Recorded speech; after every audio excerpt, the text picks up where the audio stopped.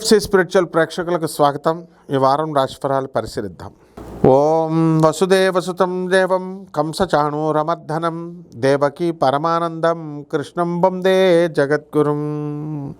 ముందుగా మనకిప్పుడు పంచగ్రహ కూటం వస్తుందండి. ఈ యొక్క కుంభరాశిలో రాహువు, రవి, కుజ, బుధ, శుక్ర గ్రహాలు ఉండడము, అలాగే సింహరాశిలో కేతువు, మిథున రాశిలో గురుగ్రహము, ఇవన్నీ కూడా ఉండి శని వక్రించి మీనరాశిలో ఉన్నాడు. ఇది గ్రహస్థితి. దీన్ని బట్టి ద్వాదశ రాశుల వారికి ఒక్కొక్క రాశి వారీగా మనకి ఏ విధమైనటువంటి ఫలితాలు ఇస్తాయో మనం ఈ వీడియోలో చూద్దాం.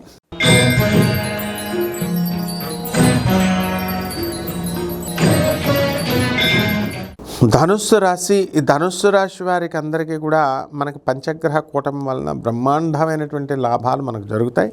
అయితే అక్కడ శుక్రుడు మనకి కుంభరాశిలో ఉన్న కారణంగా స్త్రీలతో అనేకమైనటువంటి ఇబ్బందులు, దెబ్బలాటలు ఇలాంటివన్నీ కూడా మీకు జరుగుతాయి.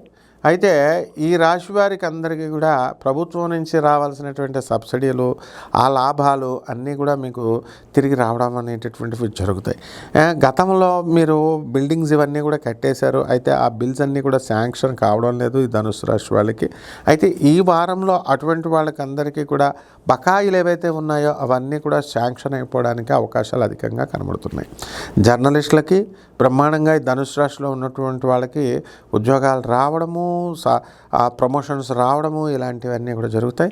అయితే ఈ యొక్క రాశి వారికి అనేకమైనటువంటి ఎలకల ఫాము, కోళ్ళ ఫారాలు, ఇలాగా జంతువుల యొక్క బిజినెస్లు చేసేటటువంటి వాళ్ళు, కుక్కలు, పెట్స్, వెటనరీ డాక్టర్స్, వీళ్ళ పరిస్థితి అనేటటువంటిది బ్రహ్మాండంగా ఉండడం అనేటటువంటిది జరుగుతాయి.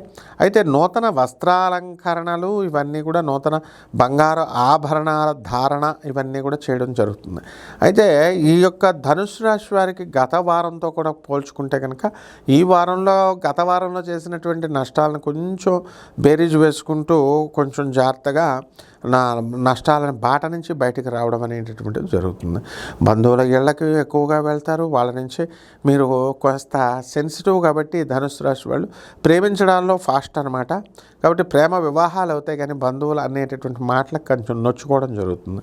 అందువల్ల ఈ ధనుసు రాశి వారికి అందరికీ కూడా గురు జపం చేసుకోండి, గురు స్తోత్రాలు చదవండి. గురువుకి కిలోంపావు శనగల్ని పసుపు రంగు వస్త్రాల నుంచి పేద బ్రాహ్మణులకి గురువారం నాడు ఉదయం 6 గంటలకి దానం చేసుకోండి.